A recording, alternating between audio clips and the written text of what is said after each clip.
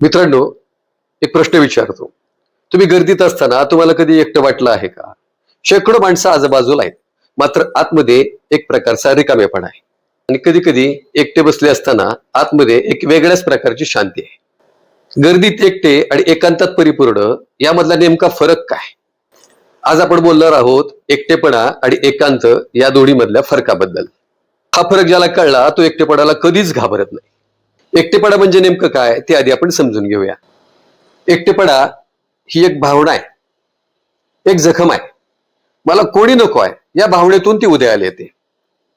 एकटेपणा म्हणजे काय, तर माझ्या आजूबाजूला कोणी नाही असं नाही, तर माझे मन भरलेलं नाही. आणि एकांत म्हणजे काय? एकांत म्हणजे स्वतः सोबत असणं. ती एक निवड आहे, ती एक ताकद आहे.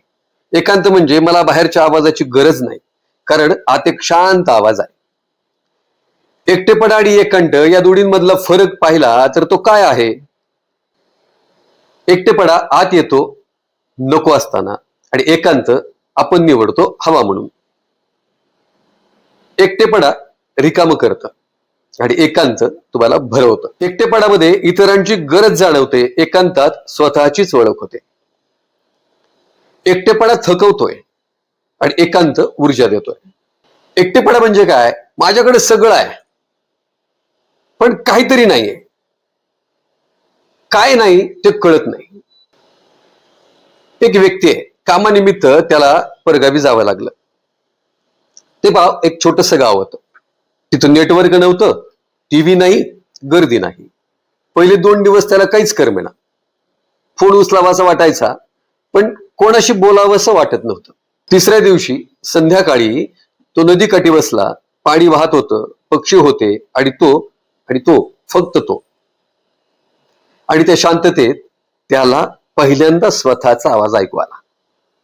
तिथे त्याला कळलं, मी एकटा आहे म्हणून दुखत होतो, पण एकट्यात असलो की भरतो, हे आजपर्यंत त्याला माहित नव्हतं. तो गावातून परत आला, पण त्या एकांताची सवय घेऊनच परत आला. आता तो रोज रात्री 30 मिनिटे एकटा बसतो शांत, आणि तो म्हणतो की 30 मिनिटं माझा दिवस घडवतात. थोर माणसं नेहमी एकांतात राहिलेली आपण पाहिली.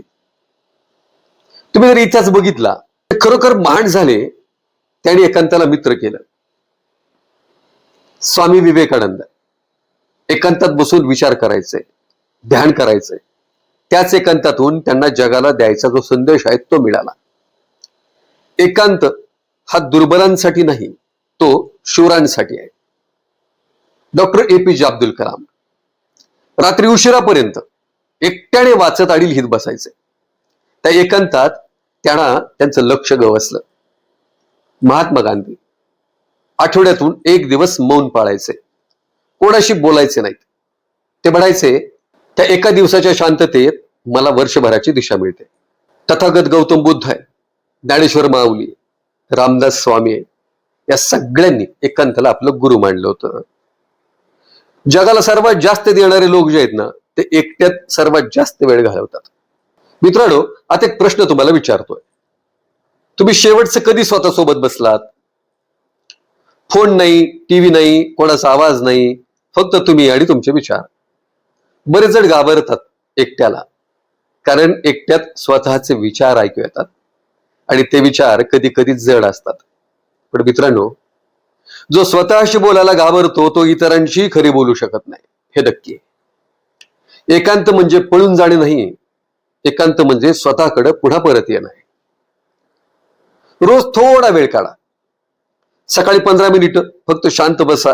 जेवणापूर्वी 5 मिनिटे श्वास घ्या आणि विचार करा. रात्री झोपण्यापूर्वी दिवस आठवा. कृतज्ञ राहा. हळूहळू एकटेपणा आणि एकांत यातला फरक तुम्हाला जाणवायला लागेल. एकटेपण तुम्हाला रिकामं करेल आणि एकांत तुम्हाला भरेल. जो एकांत सहन करू शकतो तो कुठल्याही परिस्थितीत टिकून राहू शकतो, कारण त्याला स्वतःची साथ असते. मित्रांनो, आज एक प्रयोग करा. आज रात्री झोपण्यापूर्वी फोन बाजूला ठेवा, खिडकी उघडा, बाहेर बघा किंवा डोळे मिटा. फक्त 15 मिनिटं. मन भटकू द्या, विचार येऊ द्या, फक्त त्यांना जज करू नका. त्या 15 मिनिटात स्वतःला विचारा, आज मी खरोखरच काय अनुभवलंय, मला आत काय हवंय, मी कुठे चाललोय, हे आत्मचिंतन हाच खरा एकांत आहे. हा व्हिडिओ जर तुम्हाला आवडला असेल तर कमेंट करा की मी एकांताला मित्र केलंय, आणि हा व्हिडिओ त्या मित्रांना शेअर करा की ज्या मित्रांना वाटतं की मी एकटा आहे. धन्यवाद.